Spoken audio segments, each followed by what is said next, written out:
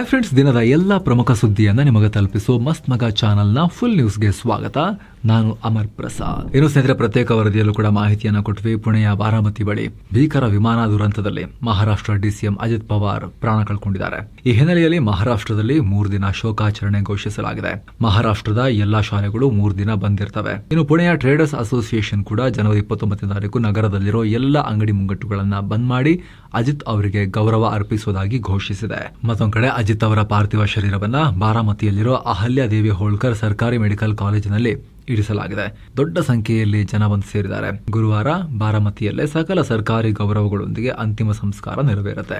Next ಬಾರಾಮತಿಯಲ್ಲಿ ಅವರ ಸ್ಮಾರಕ ನಿರ್ಮಾಣಕ್ಕೂ ಕೂಡ ಯೋಚನೆ ಮಾಡಲಾಗ್ತಾ ಇದೆ. ಇನ್ನು ಈ ವಿಮಾನ ಪತನದ ಬಗ್ಗೆ ಕೇಂದ್ರ ವಿಮಾನಯಾನ ಸಚಿವಾಲಯ ಮಹತ್ವದ ಮಾಹಿತಿ ಬಿಡುಗಡೆ ಮಾಡಿದೆ. ಅದರಲ್ಲಿ ಬೆಳಗ್ಗೆ ಸರಿಯಾಗಿ 8:18ಕ್ಕೆ ವಿಮಾನ ಮೊದಲ ಬಾರಿಗೆ ಬಾರಾಮತಿ ಕಂಟ್ರೋಲ್ ರೂಮ್ ಸಂಪರ್ಕಕ್ಕೆ ಸಿಕ್ಕಿತ್ತು. ಪುಣೆ ಏರ್ಪೋರ್ಟ್ನ ಕಂಟ್ರೋಲ್ ರೂಮ್ನಿಂದ ಕ್ಲಿಯರೆನ್ಸ್ ಸಿಕ್ಕ ಬಳಿಕ ಪೈಲಟ್ ಅಲ್ಲಿನ ಗಾಳಿ ಮತ್ತು ವಿಸಿಬಿಲಿಟಿ ಬಗ್ಗೆ ಕೇಳಿದ್ರು. ಆಗ ATC ಅಧಿಕಾರಿಗಳು ಗಾಳಿ ನಾರ್ಮಲ್ ಇದೆ, 3000 ಮೀಟರ್ ವರೆಗೂ ಕ್ಲಿಯರ್ ಇದೆ ಅಂತ ಹೇಳಿದ್ರು. ಆದ್ರೆ ರನ್ವೇ ನಂಬರ್ 11ರ ಹತ್ತಿರ ಬಂದಾಗ ಪೈಲಟ್ಗೆ ರನ್ವೇ ಕಾಣಿಸ್ಲೇ ಇಲ್ಲ. ಹೀಗಾಗಿ ರಿಸ್ಕ್ ತಗೊಳ್ಳದೆ ಗೋ ಅರೌಂಡ್ ಅಂದ್ರೆ ವಿಮಾನವನ್ನ ಲ್ಯಾಂಡ್ ಮಾಡದೆ ಮತ್ತೆ ಮೇಲಕ್ಕೆ ಹಾರಿಸಿದ್ರು. ಇದಾದ್ಮೇಲೆ 2ನೇ ಬಾರಿ ಲ್ಯಾಂಡಿಂಗ್ ಮಾಡಕ್ ಬಂದ್ರು. ಆಗ್ಲೂ ಕೂಡ ಅಧಿಕಾರಿಗಳು ಕೇಳಿದಾಗ ಪೈಲಟ್ ಮೊದಲು ಇನ್ನು ರನ್ವೇ ಕಾಣಿಸ್ತಾ ಇಲ್ಲ ಅಂದ್ರು. ಆದ್ರೆ ಕೆಲವೇ ಸೆಕೆಂಡ್ಗಳಲ್ಲಿ ಈಗ ರನ್ವೇ ಕಾಣಿಸ್ತಾ ಇದೆ ಅಂತ ಹೇಳಿ ಕನ್ಫರ್ಮ್ ಮಾಡಿದ್ರು. ತಕ್ಷಣ 8:43ಕ್ಕೆ ಲ್ಯಾಂಡಿಂಗ್ಗೆ ಪರ್ಮಿಷನ್ ಕೊಡ್ಲಾಯ್ತು. ಆದ್ರೆ ವಿಧಿಯಾಟ ನೋಡಿ, ಪೈಲಟ್ ಕಡೆಯಿಂದ ಅದಕ್ಕೆ ರೀಡ್ ಬ್ಯಾಕ್ ಬರಲೇ ಇಲ್ಲ. ಮರುಕ್ಷಣವೇ ಅಂದ್ರೆ ಸರಿಯಾಗಿ 8:44ಕ್ಕೆ ರನ್ವೇ ಆರಂಭದಲ್ಲೇ ಬೆಂಕಿ ಕಾಣಿಸ್ತು. ವಿಮಾನ ಕ್ರ್ಯಾಶ್ ಆಗಿತ್ತು. ತಕ್ಷಣ ತುರ್ತು ಸೇವೆಗಳ ವಾಹನ ಸಿಬ್ಬಂದಿ ಘಟನಾ ಸ್ಥಳಕ್ಕೆ ದೌಡಾಯಿಸಿ ಬಂದ್ರು. ವಿಮಾನದ ಅವಶೇಷಗಳು ರನ್ವೇ 11ರ ಎಡಭಾಗದಲ್ಲಿ ಪತ್ತೆಯಾಗಿದ್ದಾವೆ. ಸದ್ಯ ಈ ಘಟನೆಯ ತನಿಖೆಯನ್ನ ವಿಮಾನ ಅಪಘಾತ ತನಿಖಾ ದಳಕ್ಕೆ ನೀಡಲಾಗಿದೆ. ಹೆಚ್ಚಿನ ತನಿಖೆ ನಂತರವಷ್ಟೇ ದುರಂತಕ್ಕೆ ನಿಖರ ಕಾರಣ ಸ್ಪಷ್ಟವಾಗುತ್ತೆ. ಇನ್ನು CCTVಯಲ್ಲೂ ಕೂಡ ಕೆಲ ದೃಶ್ಯ ಕ್ಯಾಪ್ಚರ್ ಆಗಿದೆ. ಬುಧವಾರ ಬೆಳಗ್ಗೆ 8:46ಕ್ಕೆ ವಿಮಾನ ಪತನಗೊಂಡಾಗ ದೊಡ್ಡ ಶಬ್ದ ಆಗಿದೆ, ಸ್ಫೋಟದ ಶಬ್ದ ಕೇಳಿಬಂದಿದೆ. ಇನ್ನು ಅಜಿತ್ ಪವಾರ್ ಅವರ ಸಾವಿನ ಬಗ್ಗೆ ತನಿಖೆ ಮಾಡಬೇಕು ಅಂತ ಪಶ್ಚಿಮ ಬಂಗಾಳ CM ಮಮತಾ ಬ್ಯಾನರ್ಜಿ ಕೇಳಿದ್ರು. ಹೀಗಾಗಿ ಘಟನೆ ಹಿಂದೆ ಏನಾದ್ರೂ ಸಂಚಿದ್ಯಾ ಅಂತೆಲ್ಲ ಕಾನ್ಸ್ಪಿರಸಿ ಥಿಯರಿಗಳು ಓಡಾಡಕ್ ಶುರುವಾಗಿದ್ದು. ಇದಕ್ಕೆ ಖುದ್ದು ಅಜಿತ್ ಪವಾರ್ ಅವರ ಚಿಕ್ಕಪ್ಪ ಶರದ್ ಪವಾರ್ ತೆರೆ ಎಳೆದಿದ್ದಾರೆ. ಸಂಪೂರ್ಣವಾಗಿ ಒಂದು ಅಪಘಾತ, ಇದರ ಹಿಂದೆ ಸಂಚೆಲ್ಲ ಇಲ್ಲ, ದಯವಿಟ್ಟು ಇದರಲ್ಲಿ ಯಾರು ಪಾಲಿಟಿಕ್ಸ್ ಮಾಡಬೇಡಿ ಅಂತ ರಿಕ್ವೆಸ್ಟ್ ಮಾಡ್ಕೊಂಡಿದ್ದಾರೆ ಶರದ್ ಪವಾರ್ ಅವರು. ಇನ್ನು ಈ ಘಟನೆ ಸಂಬಂಧ PM ನರೇಂದ್ರ ಮೋದಿ ಅಜಿತ್ ಪವಾರ್ ಅವರ ಚಿಕ್ಕಪ್ಪ ಶರದ್ ಪವಾರ್ ಜೊತೆಗೂ ಕೂಡ ಕಾಲ್ ಮಾಡಿ ಮಾತನಾಡಿದ್ದಾರೆ. ಇನ್ನು ಈ ಘಟನೆ ಹೇಗಾಯಿತು, ಅಜಿತ್ ದಾದಾ ಇಲ್ಲದ ಮಹಾರಾಷ್ಟ್ರದ ರಾಜಕೀಯದ ಕಥೆ ಏನು, ಇದೆಲ್ಲವನ್ನು ನಾವು ಆಲ್ರೆಡಿ ಈ ಪ್ರತ್ಯೇಕ ವರದಿಯಲ್ಲಿ ಡೀಟೇಲ್ ಆಗಿ ಮಾಹಿತಿಯನ್ನ ಕೊಟ್ಟಿದ್ದೀವಿ ಸ್ನೇಹಿತರೆ, ನೀವು ಅದನ್ನು ಚೆಕ್ ಮಾಡಬಹುದು. ಇನ್ನು ಶಿವಮೊಗ್ಗದ ಬಳಿ ಮಂಗಳವಾರ ತಡರಾತ್ರಿ ದೊಡ್ಡ ದುರಂತ ಒಂದು ಕೂದಲೆಳೆ ಅಂತರದಲ್ಲಿ ತಪ್ಪಿದೆ. ಬಸ್ ಭಸ್ಮ ಮತ್ತೊಮ್ಮೆ, ಆದರೆ ಜನಪಾರು. ದೃಶ್ಯಗಳನ್ನು ನೋಡಿ ಹೇಗಿದೆ ಅಂತ ಹೇಳಿ. ಸುಟ್ಟು ಹೋಗಿದೆ ಫುಲ್. ಹೊಸನಗರದಿಂದ ಬೆಂಗಳೂರಿಗೆ ಬರ್ತಾ ಇದ್ದ ಶ್ರೀ ಅನ್ನಪೂರ್ಣೇಶ್ವರಿ ಅನ್ನೋ ಖಾಸಗಿ ನಾನ್ AC ಸ್ಲೀಪರ್ ಬಸ್ ಧಗ ಧಗ ಧಗ ಅಂತ ಉರಿದಿದೆ. ಶಿವಮೊಗ್ಗ ಜಿಲ್ಲೆ ಸುಡೂರು ಬಳಿ ಬರ್ತಿದ್ದ ಹಾಗೆ ಬಸ್ ಸುಡೋಕ್ ಶುರು ಆಗ್ಬಿಡ್ಬೇಕಾ. ತಕ್ಷಣ ಎಚ್ಚೆತ್ತ ಡ್ರೈವರ್ ಉರಿತಾ ಇದ್ದ ಬಸ್ ಅನ್ನ ಕಂಟ್ರೋಲ್ ಮಾಡಿ ರಸ್ತೆ ಪಕ್ಕದಲ್ಲಿದ್ದ ಮರವೊಂದಕ್ಕೆ ಗುದ್ದಿಸಿ ನಿಲ್ಲಿಸಿ ಎಲ್ಲರನ್ನು ಇಳಿಸಿ 36 ಜನರ ಪ್ರಾಣ ಉಳಿದಿದೆ. ಎಮರ್ಜೆನ್ಸಿ ಬಾಗಿಲು ಮೂಲಕ ಹೊರಗೆ ಬಂದು ಪ್ರಾಣ ಉಳಿಸಿಕೊಂಡಿದ್ದಾರೆ. ಆದ್ರೆ 8 ಜನಕ್ಕೆ ಸುಟ್ಟ ಗಾಯಗಳಾಗಿದೆ. ಶಿವಮೊಗ್ಗದ ಮೆಗ್ಗಾನ್ ಆಸ್ಪತ್ರೆಗೆ ಅವರನ್ನ ಸೇರಿಸಲಾಗಿದೆ. ಬೆಂಕಿಯ ತೀವ್ರತೆಗೆ ಕ್ಷಣಾರ್ಧದಲ್ಲಿ ಇಡೀ ಬಸ್ ಸುಟ್ಟು ಹೋಗಿದೆ. ಪ್ರಯಾಣಿಕರ ಬಟ್ಟೆ ಬರೆ ಲಗೇಜು ಎಲ್ಲ ಹೋಗಿದೆ. ಬೆಲೆ ಬಾಳ ವಸ್ತುಗಳು ಎಲ್ಲ ಸುಟ್ಟೋಗಿದಾವೆ. ಜಾಸ್ತಿ ಟೈಮ್ ಇರಲ್ಲ ಸ್ನೇಹಿತರೆ ಬಸ್ಸಲ್ಲಿ, ಕೆಲ ಸೆಕೆಂಡ್ಗಳಷ್ಟೇ. ಅಷ್ಟರಲ್ಲಿ ಜನರ ಜೀವ ಉಳಿದಿದೆ ಅದೃಷ್ಟವಶಾತ್. ಇಲ್ಲಾಂದ್ರೆ ಲಾಸ್ಟ್ 2-3 ದುರಂತಗಳಲ್ಲಿ ಏನಾಗಿದೆ ಅಂತ ನಾವು ನೋಡಿದೀವಿ. ಕರ್ನಾಟಕ, ಆಂಧ್ರ, ಉತ್ತರ ಭಾರತದಲ್ಲೆಲ್ಲ ಏನಾಯ್ತು ಅಂತ ನಾವು ನೋಡಿದೀವಿ. ಹಾಗಾಗಿ ಅದೃಷ್ಟ.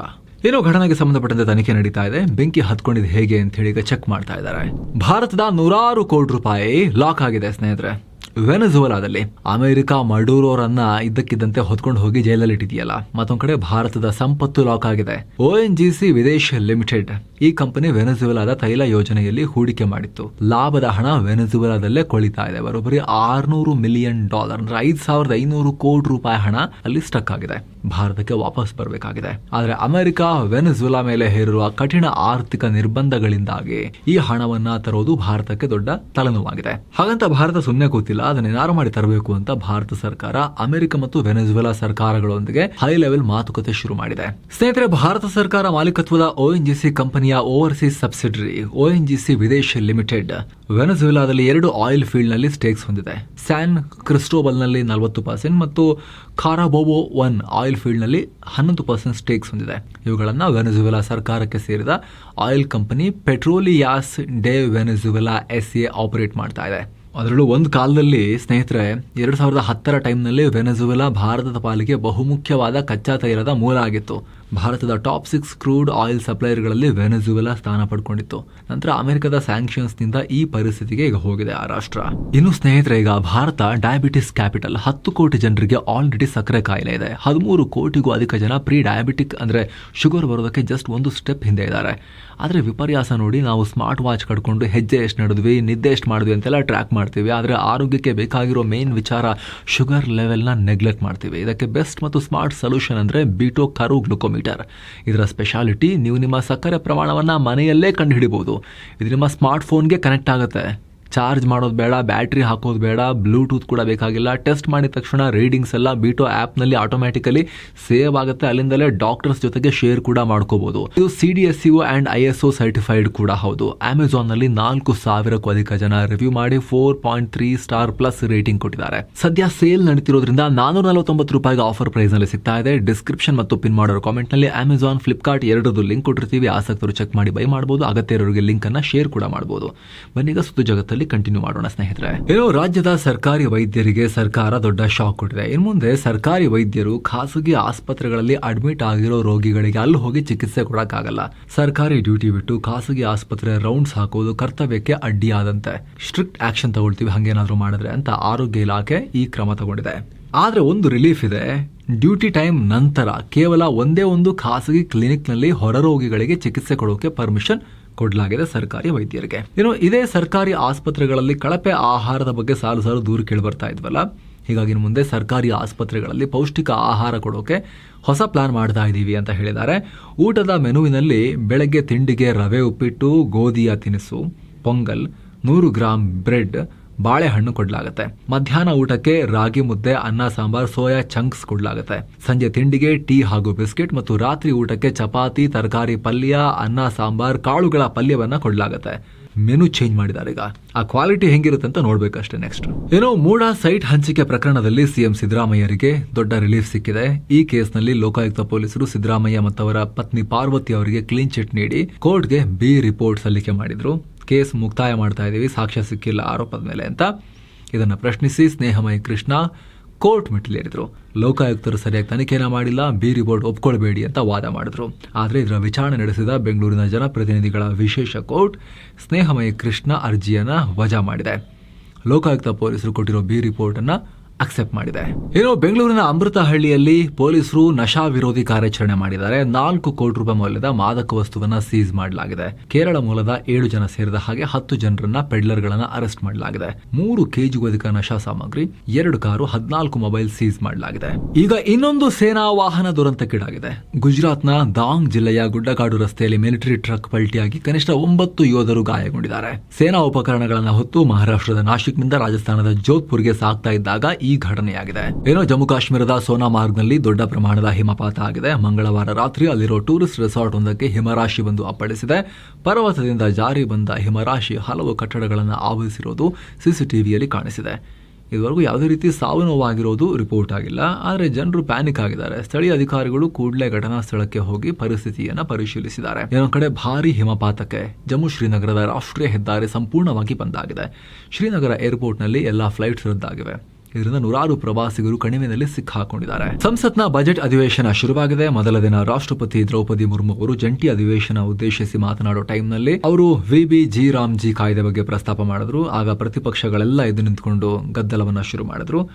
ರಾಷ್ಟ್ರಪತಿ ದ್ರೌಪದಿ ಮುರ್ಮು ಹೊಸ ಕಾನೂನು ಪ್ರಕಾರ 125 ದಿನ ಕೆಲಸದ ಗ್ಯಾರಂಟಿ ಸಿಗುತ್ತೆ ಗ್ರಾಮೀಣ ಜನರಿಗೆ, ಭ್ರಷ್ಟಾಚಾರಕ್ಕೂ ಕಡಿವಾಣ ಬೀಳುತ್ತೆ ಅಂತ ಹೇಳ್ತಿದ್ದ ಹಾಗೆ ವಿಪಕ್ಷಗಳು ಹಳೆದೇ ವಾಪಸ್ ತಗೊಂಬನ್ನಿ ಮನ್ರೇಗಾ ಅಂತ ಹೇಳಿ ಅಲ್ಲಿ ಪ್ರತಿಭಟನೆಯನ್ನ ಮಾಡಿದ್ರು. ಆದ್ರೆ ಆಡಳಿತ ಪಕ್ಷದವರು ಇಲ್ಲ, ಹಳೇದು ಸರಿ ಇರಲಿಲ್ಲ, ಇವಾಗ ತಂದಿರೋದೇ ಚೆನ್ನಾಗಿರೋದು ಅಂತ ಹೇಳಿ ವೆಲ್ಕಮ್ ಮಾಡಿದ್ರು ರಾಷ್ಟ್ರಪತಿ ಸ್ಪೀಚ್ ಅನ್ನ. ಮೊದಲ ಹಂತದ ಸಂಸತ್ ಅಧಿವೇಶನ ಜನವರಿ 28ರಿಂದ ಶುರುವಾಗಿ ಫೆಬ್ರವರಿ 13ನೇ ತಾರೀಕಿನ ತನಕ ನಡೆಯುತ್ತೆ. ಎರಡನೇ ಹಂತ ಮಾರ್ಚ್ 9ರಿಂದ ಏಪ್ರಿಲ್ 2ರವರೆಗೆ ನಡೆಯುತ್ತೆ. ಫೆಬ್ರವರಿ 1ನೇ ತಾರೀಕು ಕೇಂದ್ರ ಹಣಕಾಸು ಮಂತ್ರಿ ನಿರ್ಮಲಾ ಸೀತಾರಾಮನ್ ಅವರು ಬಜೆಟ್ ಮಂಡಿಸ್ತಾರೆ. ಬಾಲಿವುಡ್ನ ಪ್ರಖ್ಯಾತ ಗಾಯಕ ಅರಿಜಿತ್ ಸಿಂಗ್ ಇದ್ದಕ್ಕಿದ್ದಂತೆ ಸಿನಿಮಾಗಳ ಪ್ಲೇ ಬ್ಯಾಕ್ ಸಿಂಗಿಂಗ್ ಇನ್ನು ಮಾಡಲ್ಲ ಅಂತ ರಿಟೈರ್ಮೆಂಟ್ ಅಂತ ಹೇಳ್ಬಿಟ್ಟಿದ್ದಾರೆ. ಸಿಂಗರ್, ಫೇಮಸ್ ಸಿಂಗರ್, ಹಾಡಲ್ಲ ಇನ್ಮೇಲೆ ಸಿನಿಮಾ ಹಾಡುಗಳಿಗೆ ರಿಟೈರ್ಮೆಂಟ್ ಅಂತ ಹೇಳ್ಬಿಟ್ಟಿರೋದು ಸೋಷಿಯಲ್ ಮೀಡಿಯಾದಲ್ಲಿ ಅನೌನ್ಸ್ ಮಾಡಿದ್ದಾರೆ. 38 ವರ್ಷದ ಅರಿಜಿತ್ ಸಿಂಗ್ ಇನ್ಮೇಲೆ ಪಕ್ಕಾ ಇಂಡಿಯನ್ ಕ್ಲಾಸಿಕ್ ಮ್ಯೂಸಿಕ್ ಕಡೆಗೆ ಫೋಕಸ್ ಮಾಡ್ತೀನಿ ಅಂತ ಹೇಳಿದ್ದಾರೆ. ಇಲ್ಲಿವರೆಗಿನ ಪಯಣ ತುಂಬಾ ಚೆನ್ನಾಗಿತ್ತು ಅಂತ ಹೇಳಿದ್ದಾರೆ. ಬಹಳ ಚರ್ಚೆ ನಡೀತಾ ಇದೆ ಇದು. ಇಷ್ಟೊಂದು ಲಾಭದಾಯಕ, ಇಷ್ಟೊಂದು ಜನಪ್ರಿಯತೆಯನ್ನು ಪಡ್ಕೊಂಡಿದ್ದಂತಹ ಮೂವಿ ಹಾಡುಗಳನ್ನು ಹಾಡೋ ಆ ರಂಗದಿಂದಲೇ ಹೊರಗೆ ಹೋಗೋಕೆ ಯಾಕೆ ನಿರ್ಧಾರ ಮಾಡಿದ್ದಾರೆ ಇವರು ಅಂತ. ಇನ್ನು ಹಾಲಿ IPL ಚಾಂಪಿಯನ್ RCB ತಂಡವನ್ನ ಖರೀದಿ ಮಾಡೋಕೆ ಕಾಂಪಿಟೇಷನ್ ಜಾಸ್ತಿ ಆಗಿದೆ. ಈ ಸಲ ಕನ್ನಡಿಗರು ಕೂಡ ರೇಸ್ನಲ್ಲಿದ್ದಾರೆ. ಈ ಹಿಂದೆ ಹೊಂಬಾಳೆ ಫಿಲ್ಮ್ಸ್ನ ಹೆಸರು ಕೇಳಿ ಬಂದಿತ್ತು. ಈಗ ಮಣಿಪಾಲ್ ಹಾಸ್ಪಿಟಲ್ನ ಡಾಕ್ಟರ್ ರಂಜನ್ ಪೈ ಅವರು ಕೂಡ ರೇಸ್ನಲ್ಲಿದ್ದಾರೆ ಅನ್ನೋ ಮಾಹಿತಿ ಬರ್ತಾ ಇದೆ. ಇವರು ರಂಜನ್ ಪೈ ಅವರು ಆಲ್ರೆಡಿ ಅಮೆರಿಕದ ದೈತ್ಯ ಹೂಡಿಕೆ ಸಂಸ್ಥೆ KKR, ಶಾರುಖ್ ಖಾನ್ರ ಟೀಮ್ KKR ಅಲ್ಲ, ಇದು ಹೂಡಿಕೆ ಸಂಸ್ಥೆ KKR ಅವರೊಂದಿಗೆ ಸೇರಿ RCBಯ ಪಾಲನ್ನ ಖರೀದಿ ಮಾಡೋಕೆ, ಇದನ್ನೆಲ್ಲ ಲೀಡ್ ಮಾಡೋಕೆ KKRಗೆ ಈಗ ಅದನ್ನ ವಹಿಸ್ತಾ ಇದ್ದಾರೆ. ನೀವು ಮಾತುಕತೆ ನಡೆಸಿ ಅಂತ ಹೇಳಿದ್ದಾರೆ ಅನ್ನೋ ಮಾಹಿತಿ ಬರ್ತಾ ಇದೆ. ಟೋಟಲ್ 4,000 ಕೋಟಿ ರೂಪಾಯಿಗೂ ಅಧಿಕ ಹೂಡಿಕೆ ಬಗ್ಗೆ ಪ್ಲಾನ್ ಮಾಡ್ತಿದ್ದಾರೆ ಅಂತ. ಇವರು ಮಾತ್ರ ಅಲ್ಲ, ರೇಸ್ನಲ್ಲಿ ಕರ್ನಾಟಕದವರೇ ಆಗಿರೋ ಝೀರೋದಾದ Nikhil Kamath, Serum Institute of ಇಂಡಿಯಾದ ಆರ್ಡರ್ ಪೂನಾವಾಲಾ ಹೆಸರು ಕೂಡ ಕೇಳಿ ಬರ್ತಾ ಇದೆ. ಸದ್ಯಕ್ಕೆ ಇದರ ಮಾಲೀಕರಾಗಿರೋ ಡಿಯಾಜಿಯೋ ಒಡೆತನದ ಯುನೈಟೆಡ್ ಸ್ಪಿರಿಟ್ಸ್ RCB ಶೇರ್ ಖರೀದಿ ಮಾಡೋಕೆ ಆಸಕ್ತಿ ಇರೋರಿಗೆ ಇದೇ ಫೆಬ್ರವರಿ ಆರಂಭದ ಒಳಗಡೆ ಬಿಡ್ ಸಲ್ಲಿಸೋಕೆ ಡೆಡ್ ಲೈನ್ ಕೊಟ್ಟಿದೆ. ಪಾಕಿಸ್ತಾನ ಕ್ರಿಕೆಟ್ ಮಂಡಳಿಯನ್ನ ದೂರದ ಐಸ್ಲ್ಯಾಂಡ್ ಟ್ರೋಲ್ ಮಾಡಿದೆ. 2026ರ T20 ವರ್ಲ್ಡ್ ಕಪ್ ಆಡೋ ವಿಚಾರದಲ್ಲಿ ಪಾಕ್ ಪದೇ ಪದೇ ತಕರಾರು ಮಾಡ್ತಿರೋದು ನೋಡಿ, ನೀವು ಆಡ್ತಿರಲ್ವಾ ಬೇಗ ಹೇಳ್ಬಿಡಿ, ನೀವು ಆಡಿಲ್ಲ ನಾವು ಬರಕ್ಕೆ ರೆಡಿ ಇದೀವಿ ಅಂತ ಹೇಳಿದ್ದಾರೆ. ಅದು ಕೂಡ ಬೇಗ ಡಿಸೈಡ್ ಮಾಡಿ, ಯಾಕಂದ್ರೆ ನೀವು ಸರ್ ತಕ್ಷಣ ಆಡಕ್ಕೆ ಬರೋಕ್ಕೆ ಅಲ್ಲಿ ಎಲ್ಲ ಪ್ಲಾನ್ ಮಾಡಬೇಕಲ್ಲ, ಟ್ರಾವೆಲ್ ಎಲ್ಲ ಮಾಡಬೇಕಲ್ಲ. ಪಾಕ್ದು ನೆದರ್ಲ್ಯಾಂಡ್ ವಿರುದ್ಧ ಫೆಬ್ರವರಿ 7ನೇ ತಾರೀಕು ಫಸ್ಟ್ ಮ್ಯಾಚ್ ಇದೆ. ಪಾಕ್ ಬದಲಿಗೆ ಫೆಬ್ರವರಿ 7ರ ಮ್ಯಾಚ್ ಕೊಲಂಬೋಗೆ ಆಡಕ್ಕೆ ನಾವು ಬರಬೇಕಲ್ಲ. ನಮಗೆ ಫ್ಲೈಟ್ ಸಿಗೋದು ಕಷ್ಟ ಆದರೂ ಕೂಡ ಮತ್ತು ನಾವು ನೋಡ್ಕೊಂಡು ಬರಬೇಕಲ್ಲ. ಜೊತೆಗೆ ಪರವಾಗಿಲ್ಲ, ರಾತ್ರಿ ಬಂದುಬಿಡ್ತೀವಿ. ನಮ್ಮ ಓಪನಿಂಗ್ ಬ್ಯಾಟ್ಸ್ಮನ್ಗೆ ಹೇಗಿದ್ರೂ ನಿದ್ರೆ ಬರೋದಿಲ್ಲ. ಸೊ ಓವರ್ ನೈಟ್ ಬಂದು ನಾವು ಆಡ್ಬಿಡ್ತೀವಿ ನೆಕ್ಸ್ಟ್ ಡೇ ಮ್ಯಾಚ್ ಅಂತ ಹೇಳಿ ವ್ಯಂಗ್ಯ ಆಡಿದೆ ಐಸ್ಲ್ಯಾಂಡ್. ಏನೋ ಸ್ನೇಹಿತರೆ, ಬಿಸ್ನೆಸ್, ಷೇರುಪೇಟೆ ಮತ್ತು ಆರ್ಥಿಕತೆಗೆ ಸಂಬಂಧಪಟ್ಟ ಅಪ್ಡೇಟ್ಸ್ ನೋಡಿದ್ರೆ, ಷೇರುಪೇಟೆಯಲ್ಲಿ ಮೊದಲಿಗೆ ನೋಡಿದಾಗ ಗ್ರೀನ್ ನಲ್ಲೇ ಎಂಡ್ ಆಗಿದೆ ಮಾರ್ಕೆಟ್ ಕ್ಲೋಸ್ ಆಗೋ ಹೊತ್ತಿಗೆ ಸೆನ್ಸೆಕ್ಸ್ ಮತ್ತು ನಿಫ್ಟಿ ಭರ್ಜರಿ ಏರಿಕೆ ಕಂಡಿವೆ. ಸೆನ್ಸೆಕ್ಸ್ 487 ಪಾಯಿಂಟ್ಸ್ ಜಂಪ್ ಆಗಿ 82,345 ಪಾಯಿಂಟ್ಸ್ಗೆ ತಲುಪಿದ್ರೆ, ನಿಫ್ಟಿ 167 ಪಾಯಿಂಟ್ಸ್ ರೈಸ್ ಆಗಿ 25,343ಕ್ಕೆ ರೀಚ್ ಆಗಿದೆ. ಮಿಡ್ ಕ್ಯಾಪ್ ಇಂಡೆಕ್ಸ್ 1.7% ರೈಸ್ ಆದ್ರೆ, ಸ್ಮಾಲ್ ಕ್ಯಾಪ್ ಇಂಡೆಕ್ಸ್ 2.3% ರೈಸ್ ಆಗಿದೆ. BSE ಲಿಸ್ಟೆಡ್ ಕಂಪನಿಗಳ ಮಾರ್ಕೆಟ್ ಕ್ಯಾಪ್ 460 ಲಕ್ಷ ಕೋಟಿ ರೂಪಾಯಿಗೆ ರೀಚ್ ಆಗಿದೆ. 6 lakh crore ಜಂಪ್. ಈ ದಿಢೀರ್ ಏರಿಕೆಗೆ ಕಾರಣ India European Union free trade ಅಗ್ರಿಮೆಂಟ್ನ ಯುಫೋರಿಯಾ, ಅದರಲ್ಲಿರೋ ಪಾಸಿಟಿವ್ ಸೆಂಟಿಮೆಂಟ್. ಭಾರತ ಮತ್ತು ಯುರೋಪಿಯನ್ ಒಕ್ಕೂಟದ ನಡುವಿನ ಈ ಮಹತ್ವದ ಒಪ್ಪಂದ ಮಾರ್ಕೆಟ್ಗೆ ಬೂಸ್ಟ್ ಕೊಟ್ಟಿದೆ. ಭಾರತೀಯ ರಫ್ತುಗಳಿಗೆ ಸುಂಕ ಕಡಿತ ಆಗುತ್ತೆ ಅನ್ನೋ ಸುದ್ದಿಯಿಂದ ಹೂಡಿಕೆದಾರರಲ್ಲಿ ಉತ್ಸಾಹ ಬಂದಿದೆ. BL, Tata Steel, Bank of Baroda, ONGC, Coal India, Bajaj Finance ಮತ್ತು ಪವರ್ ಗ್ರಿಡ್ ಹಸಿರು ಪಟ್ಟಿಯಲ್ಲಿ ಎಂಡ್ ಆಗಿವೆ. Tata Consumer, Asian Paints, Maruti Suzuki, Sun Pharma, Infosys loss ಮಾಡಿಕೊಂಡಿವೆ. ಡಾಲರ್ ಮುಂದೆ ರೂಪಾಯಿ ಮೌಲ್ಯ 11 ಪೈಸೆ ಕುಸಿತ ಆಗಿ $91.79 ರೀಚ್ ಆಗಿದೆ. ಇನ್ನು ಆದಿತ್ಯ ಬಿರ್ಲಾ ಗ್ರೂಪ್ ಒಡೆತನದ ಹಿಂಡಾಲ್ಕೋ ಇಂಡಸ್ಟ್ರೀಸ್ ಒಡಿಶಾದಲ್ಲಿ 21,000 ಕೋಟಿ ರೂಪಾಯಿ ಹೂಡಿಕೆ ಮಾಡೋದನ್ನ ಘೋಷಿಸಿದೆ. ಸಂಬಲ್ಪುರ್ನ ಆದಿತ್ಯ ಅಲ್ಯೂಮಿನಿಯಂ ಕಾಂಪ್ಲೆಕ್ಸ್ ನಲ್ಲಿ ಮತ್ತಷ್ಟು ವಿಸ್ತರಣೆಗೆ ಈ ಹಣ ಯೂಸ್ ಮಾಡ್ತೀವಿ ಅಂತ ಹೇಳಿದ್ದಾರೆ. ಇನ್ನು ಜಾಗತಿಕ ಹೂಡಿಕೆ ಸಂಸ್ಥೆ ಅಮೆರಿಕದ ನ್ಯೂಯಾರ್ಕ್ ಮೂಲದ ಬ್ಲಾಕ್ ಸ್ಟೋನ್ ಚೆನ್ನೈನಲ್ಲಿ 10,000 ಕೋಟಿ ರೂಪಾಯಿ ಬಂಡವಾಳ ಹೂಡಿಕೆ ಮಾಡ್ತೀವಿ ಅಂತ ಹೇಳಿದ್ದಾರೆ. ಅಂಬತ್ತೂರಿನಲ್ಲಿ ಹೈಪರ್ ಸ್ಕೇಲ್ ಡೇಟಾ ಸೆಂಟರ್ಗೆ ಈ ದುಡ್ಡು ಹಾಕ್ತೀವಿ ಅಂತ ಹೇಳಿದ್ದಾರೆ. ಮತ್ತೊಂದು ಕಡೆ ಭಾರತದಲ್ಲಿ ಮೊದಲ ಬಾರಿಗೆ ಅತಿ ದೊಡ್ಡ ಡೆಡಿಕೇಟೆಡ್ AI ಫ್ಯಾಕ್ಟರಿ ನಿರ್ಮಾಣ ಮಾಡಕ್ಕೆ ಹೊರಟಿದ್ದಾರೆ. ಇದಕ್ಕಾಗಿ ನೆಕ್ಸ್ಟ್ ಜೆನ್ ಕಂಪನಿ ಟೆಕ್ ದಿಗ್ಗಜರಾದ ಡೆಲ್ ಮತ್ತು ಎನ್ವಿಡಿಯಾದೊಂದಿಗೆ ಒಪ್ಪಂದ ಮಾಡಿಕೊಂಡಿದ್ದಾರೆ. ಇಲ್ಲಿ ಡೆಲ್ನ latest PowerEdge liquid cooled ಸರ್ವರ್ನ ಅಳವಡಿಸಲಾಗ್ತಾ ಇದೆ. ಅದರಲ್ಲೂ ಎನ್ವಿಡಿಯಾದ ಅತ್ಯಂತ ಪವರ್ಫುಲ್ ಬ್ಲ್ಯಾಕ್ ವೆಲ್ GPU ಇದರಲ್ಲಿರುತ್ತೆ ಅನ್ನೋದು ವಿಶೇಷ. ಎಲ್ಲಿ ಬರುತ್ತೆ, ಎಷ್ಟು ಖರ್ಚಾಗುತ್ತೆ ಇನ್ನೂ ಕೂಡ ಡಿಸ್ಕ್ಲೋಸ್ ಮಾಡಿಲ್ಲ. ಏನೋ ಭಾರತದ ಕೈಗಾರಿಕಾ ವಲಯ ಡಿಸೆಂಬರ್ ತಿಂಗಳಲ್ಲಿ ಒಳ್ಳೆ ಪರ್ಫಾರ್ಮೆನ್ಸ್ ತೋರಿಸಿದೆ. ಭಾರತದ ಒಟ್ಟಾರೆ ಕೈಗಾರಿಕಾ ಉತ್ಪಾದನೆ ಅಥವಾ IIP ಬರೋಬ್ಬರಿ 7.8% ಜಂಪ್ ಆಗಿದೆ. ಇದು ಕಳೆದ 26 ತಿಂಗಳಲ್ಲೇ ಅತ್ಯಂತ ಗರಿಷ್ಠ ಮಟ್ಟದ ಏರಿಕೆ. ಇನ್ನು ಪ್ರತ್ಯೇಕವಾಗಿ ನೋಡಿದ್ರೆ ಮ್ಯಾನುಫ್ಯಾಕ್ಚರಿಂಗ್ ವಲಯ 8.1% ಗ್ರೋತ್, ಗಣಿಗಾರಿಕೆ ಅಥವಾ ಮೈನಿಂಗ್ 6.8%, ವಿದ್ಯುತ್ ಉತ್ಪಾದನೆಯಲ್ಲಿ 6.3% ಗ್ರೋತ್ ಕಂಡಿದೆ. ಕನ್ಸ್ಯೂಮರ್ ಡ್ಯೂರೇಬಲ್ಸ್ ಔಟ್ಪುಟ್ 12.3% ಜಂಪ್ ಆಗಿದೆ. ಏನೋ ಭಾರತದ ಇಂಧನ ದೈತ್ಯರಾದ ONGC ಮತ್ತು ರಿಲಯನ್ಸ್ ಇಂಡಸ್ಟ್ರೀಸ್ ಮಹತ್ವದ ಒಪ್ಪಂದ ಮಾಡಿಕೊಂಡಿವೆ. ಇದರ ಪ್ರಕಾರ ಕೃಷ್ಣಾ ಗೋದಾವರಿ ಬೇಸಿನ್ ಮತ್ತು ಅಂಡಮಾನ್ ಕಡಲ ತೀರದಲ್ಲಿ ಇನ್ನು ಮುಂದೆ ಸಂಪನ್ಮೂಲಗಳನ್ನು ಹಂಚಿಕೊಳ್ತಾರೆ. ಅಂದರೆ ಡ್ರಿಲ್ಲಿಂಗ್ ರಿಗ್ಸ್ ಮತ್ತು ಹಡಗುಗಳನ್ನು ಇವರು ಕಾಮನ್ ಆಗಿ ಯೂಸ್ ಮಾಡ್ತಾರೆ. ಇದರಿಂದ 2 ಕಂಪನಿಗಳ ಆಪರೇಷನ್ಗೆ ಅನುಕೂಲ ಆಗುತ್ತೆ. ಇನ್ನು ಮಾರುತಿ ಸುಜುಕಿ Q3 ರಿಸಲ್ಟ್ಸ್ 3,794 ಕೋಟಿ ರೂಪಾಯಿ ನೆಟ್ ಪ್ರಾಫಿಟ್, ಕಳೆದ ವರ್ಷಕ್ಕೆ ಹೋಲಿಸಿದ್ರೆ ಲಾಭದಲ್ಲಿ 3.7% ಏರಿಕೆ ಅಷ್ಟೇ.